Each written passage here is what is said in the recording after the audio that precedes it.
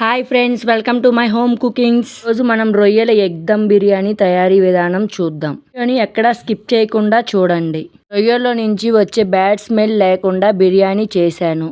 అడుగు అంటకుండా అన్నం పొడి పొడిలాడుతూ ఉండే విధానాన్ని చూపిస్తూ చేశాను. మంచి హోటల్లో తిన్న ఫీలింగ్ వస్తుంది. ఒక్కసారి ఈ విధంగా ట్రై చేసి చూడండి. రొయ్యల ఎగ్ దమ్ బిర్యానీ కోసం ముందుగా గుడ్లు తీసుకొని శుభ్రంగా కడుక్కొని గుడ్లలో నీళ్లు పోసుకొని కొంచెం ఉప్పు వేసుకొని ఒక 15 నిమిషాలు ఉడికించుకోవాలి. 15 నిమిషాలు ఉడికించుకుంటే గుడ్లు బాగా ఉడుకుతాయి. 15 నిమిషాల తర్వాత వేడి నీళ్లు వంపేసి దాంట్లో చల్లనీళ్లు పోసుకోవాలి. ఆ చల్లనీళ్లు పోసుకోవడం వల్ల గుడ్లుపై పెంకు ఈజీగా వస్తుంది. గుడ్లు అన్నీ ఒలిచి పక్కన పెట్టుకోవాలి. బిర్యానీ కోసం బాస్మతి రైస్ని తీసుకొని శుభ్రంగా కడిగి పక్కన నానబెట్టి పెట్టుకోవాలి. బిర్యానీ రైస్ని బాగా పిసికి కడగకూడదు. ఇప్పుడు బియ్యం విరగకుండా ఉంటాయి. కడిగి 1 గంట నానబెట్టుకుంటే సరిపోతుంది. బిర్యానీ నానబెట్టుకోవడం వల్ల రైస్ స్మూత్గా వస్తుంది. రైస్ పువ్వులుగా ఉంటుంది. అల్లం వెల్లుల్లి పేస్ట్ కోసం అల్లం శుభ్రంగా కడుక్కొని సన్న ముక్కలుగా కట్ చేసి మిక్సీ గిన్నెలో వేసుకోవాలి. ఉల్లిపాయలు 4 యాలుక్కాయలు వేసుకుంటే బిర్యానీకి మంచి ఫ్లేవర్ వస్తుంది. అల్లం వెల్లుల్లి పేస్ట్లో రొయ్యల్లో నరాలు తీసుకొని ఒకసారి కడుక్కొని అందులో ఉప్పు, నిమ్మకాయ, పసుపు వేసి బాగా కలుపుకొని కడగాలి. ఉప్పు, నిమ్మకాయ, పసుపు వేయడం వల్ల రొయ్యల్లో నుంచి నీచు వాసన రాకుండా ఉంటుంది. రొయ్యల్ని 2 సార్లు శుభ్రంగా కడిగి పక్కన పెట్టుకోవాలి. కడాయి స్టవ్ పై పెట్టుకొని అందులో ముందుగా కడిగి పెట్టుకున్న రొయ్యల్ని వేసుకొని ఉడికించుకోవాలి. రొయ్యల్లోని నీరు మొత్తం బయటికి వచ్చి నీరు మొత్తం ఇనికిపోయే వరకు ఉడికించుకోవాలి. రొయ్యల్లో నీరు ఇనికిపోయాక కొంచెం ఆయిల్ వేసుకొని బాగా ఫ్రై చేసుకోవాలి. రొయ్యల్ని వైట్ అండ్ గోల్డెన్ కలర్ వచ్చే వరకు ఫ్రై చేసుకుంటే సరిపోతుంది.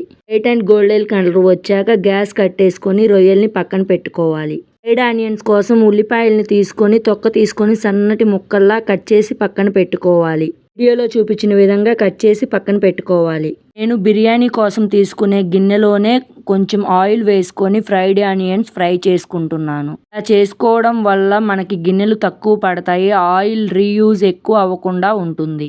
ఆనియన్స్ గోల్డెన్ కలర్ వచ్చే వరకు బాగా కలుపుకుంటూ ఫ్రై చేసుకోవాలి. ఆనియన్స్ గోల్డెన్ కలర్ వచ్చాక ఆనియన్స్ తీసి పక్కన పెట్టుకోవాలి. ఈ గిన్నెలో ముందుగా ఒలిచి పెట్టుకున్న గుడ్లు వేసుకొని కొంచెం ఉప్పు, పసుపు వేసుకొని బాగా ఫ్రై చేసుకోవాలి. ఎగ్స్ ఇలా ఫ్రై చేసుకోవడం వల్ల ఎగ్స్కి మంచి టేస్ట్ వస్తుంది. ఎగ్స్ లైట్ గోల్డ్ కలర్ వచ్చాక ఎగ్స్ని తీసి పక్కన పెట్టుకోవాలి.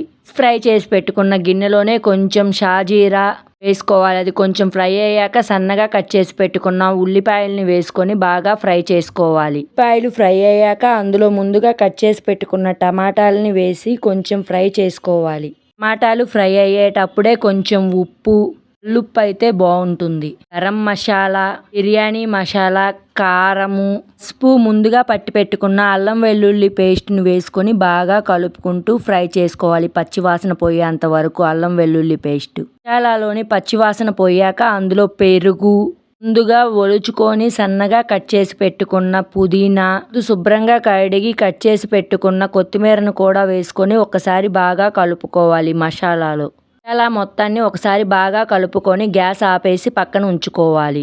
బిర్యానీలో రైస్ కోసం ముందుగా ఒక గిన్నెలో నీళ్లు తీసుకొని అందులో బిర్యానీ మసాలాలు వేసుకోవాలి.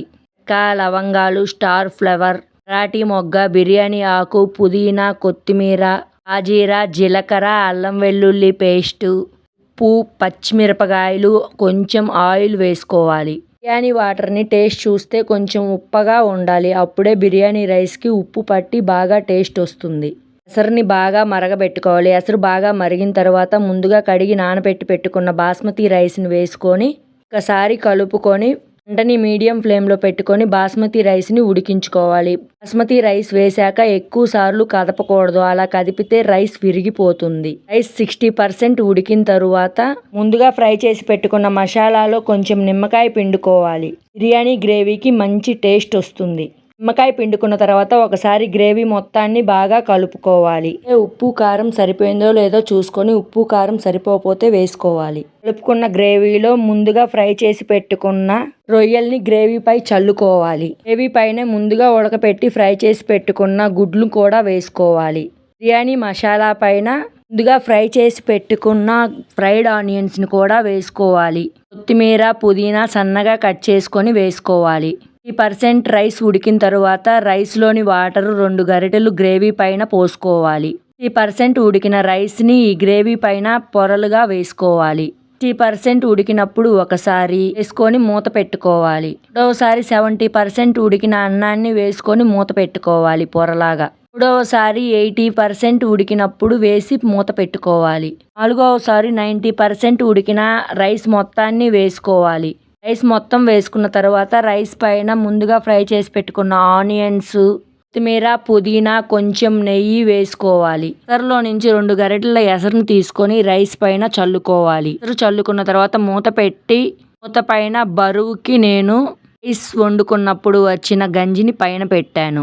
ఆ గంజిని బరువు కింద పెట్టుకోవడం వల్ల రైస్ బాగా స్మూత్గా పూలుగా వస్తుంది. బిర్యానీకి బరువు పెట్టుకున్న తరువాత 2 నిమిషాలు హై ఫ్లేమ్లో, 5 నిమిషాలు మీడియం ఫ్లేమ్లో, 15 నిమిషాలు స్లో ఫ్లేమ్లో పెట్టుకోవాలి. మొత్తం 25 నిమిషాలు సరిపోతుంది బిర్యానీ ఉడకడానికి. 25 నిమిషాల తర్వాత బిర్యానీ కింద గ్యాస్ ఆపేసి ఒక 15 నిమిషాలు కదపకుండా ఉంచండి. గ్యాస్ ఆపేసిన వెంటనే రైస్ని కదిపితే రైస్ విరిగిపోతుంది. ఒక 15 నిమిషాలు కదపకుండా ఉంటే రైస్ పూలుగా వస్తుంది. చూసారా రైస్ ఎంత చక్కగా పొడిలాడుతూ ఉందో. బిర్యానీ అడుగు కూడా అంటలేదు. రొయ్యలు ఎంత స్మూత్గా కుక్ అయ్యాయో. చేసుకున్న బిర్యానీకి ఎటువంటి గ్రేవీ కర్రీ అవసరం లేదు. ఒట్టిగానే తినేయొచ్చు కొంచెం నిమ్మకాయ ఉల్లిపాయతో. బిర్యానీలో నిమ్మకాయ పిండుకొని ఉల్లిపాయ పెట్టుకొని చిన్న రొయ్యలు ముద్దకి తగులుతూ తింటుంటే ఉందండి సూపర్ టేస్టీగా ఉంది. ఈ విధంగా ఒక్కసారి మీరు రొయ్యలు ఎగ్ దమ్ బిర్యానీ ట్రై చేసి చూడండి. మీకు ఎలా వచ్చిందో కామెంట్ రూపంలో తెలియచేయగలరు. ఈ విధంగా ఒక్కసారి ట్రై చేశారంటే మీరు ఎప్పుడు రొయ్యల ఎగ్ దమ్ బిర్యానీని బయట ఎప్పుడు తినరు. అంత బాగుంటుంది టేస్ట్. చిన్న రొయ్యలు తీసుకోవడం వల్ల బిర్యానీలో ముద్దకి రొయ్యలు తగులుతూ సూపర్ టేస్టీగా ఉంటుంది. వీడియో మీకు నచ్చినట్లయితే లైక్ చేయండి, షేర్ చేయండి, సబ్స్క్రైబ్ చేయండి. సబ్స్క్రైబ్ చేసుకోవడం వల్ల నేను పెట్టే ప్రతి వీడియో నోటిఫికేషన్ రూపంలో వస్తుంది. సపోర్ట్ ఇవ్వచ్చు కదా ఫ్రెండ్స్. వీడియోలతో మళ్ళీ కలుద్దాం. Thank you so much. ఒకసారి ట్రై చేయండి.